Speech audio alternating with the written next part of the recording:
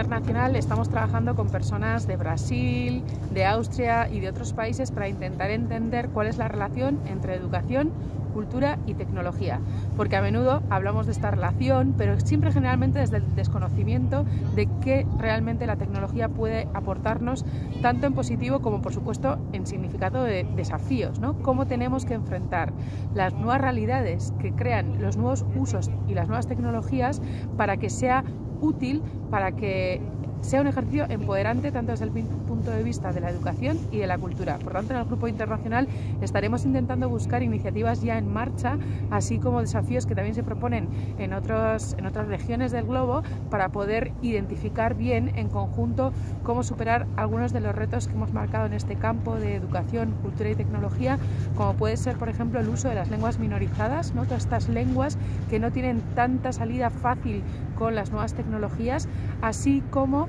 el uso de la inteligencia artificial también de forma creativa, que sea un